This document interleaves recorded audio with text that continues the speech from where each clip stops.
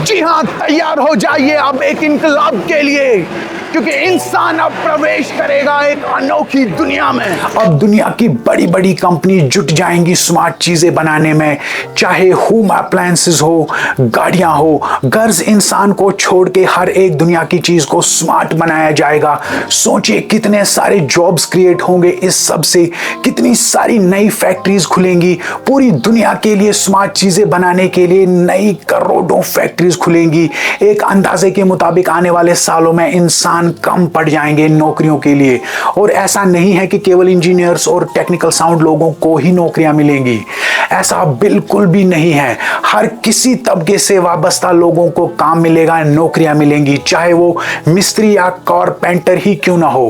क्योंकि ऐसा समझ लीजिए कि पूरी दुनिया को नए सिरे से बनाना है और इस सब में हिंदुस्तान और पाकिस्तान को ज्यादा फायदा होगा, क्योंकि दुनिया की टॉप कंपनीज कोशिश करेंगी अपनी फैक्ट्रीज को इंडिया पाकिस्तान में खोलने की, क्योंकि यहाँ एम्प्लॉयज उन्हें कम खर्चे में मिल जाते हैं और जिसकी वजह से एक बड़े पैमाने पे लोगों को रोजगार मिलेगा।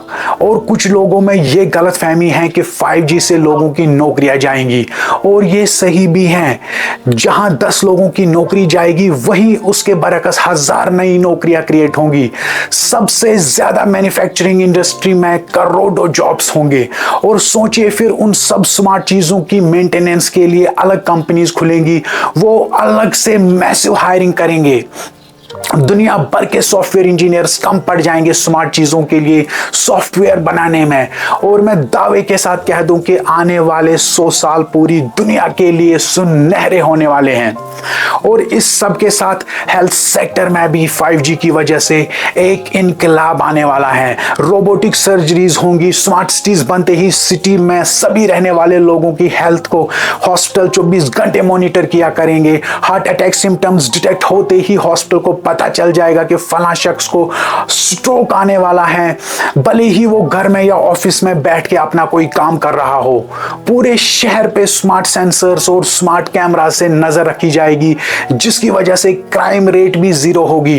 ट्रैफिक जैम्स और एक्सीडेंट से पूरी तरह निजात मिलेगा, और ये होगा ड्राइवरलेस कार्स की मदद से। बच्चे, बुजुर्ग, विकलांग अकेले ट्रैवल कर पाएंगे बिना किसी की मदद के ड्राइवरलेस कार्स में। 5G की मदद से रिसोर्सेज को जाया होने से बचाया जा सकता है। जैसे स्मार्ट लाइट्स लगते ही काफी इलेक्ट्रिसिटी बचेगी, जैसे स्मार्ट स्ट्रीट लाइट्स और स्मार्ट ट्रैफिक लाइट्स को जब सेंसर से पता चलेगा कि आसपास कोई इंसान नहीं है या कोई मूवमेंट नहीं हो रही है, तो वो डिम मोड में चले जाएंगी। यही सिस्टम घर की लाइट्स में भी होगा। खाली कमरे पाते ही स्मार्ट लाइट्स बंद होंगी ऑटोमेटिकली। स्मार्ट नल के लगते ही सोचिए कितना पानी जाया होने से बच सकता है, जिसका नमूना आपने दिल्ली एयरपोर्ट पे देखा होगा, जहां नलकों में सेंसर्स लगे हैं। लेकिन फर्क ये होगा कि स्मार्ट बनते ही वो 5G इंटरनेट के साथ भी कनेक्ट होंगे। और यहां आपके मन में ये ख्याल आ रहा होगा कि जब चीजें सब कुछ खुद करने लगेंगी तो फिर लोगों का क्या काम होगा, लोग बेकार जॉबलेस हो जाएंगे, नौकरियां खत्म हो जाएंगी। और ऐसा बिल्कुल भी नहीं है, क्योंकि आखिरकार ये सब मशीनें होंगी, इनकी मेंटेनेंस भी इंसानों को ही देखनी होगी। किसी स्मार्ट चीज में अगर कोई फॉल्ट या एरर आता है तो उसे कोई मशीन या रोबोट ठीक नहीं कर सकता है, बल्कि इंसान को ही उसे भी ठीक करना होगा। तो जो स्मार्ट सिटी का जो मेंटेनेंस पार्ट होगा वो इंसानों को ही देखना होगा।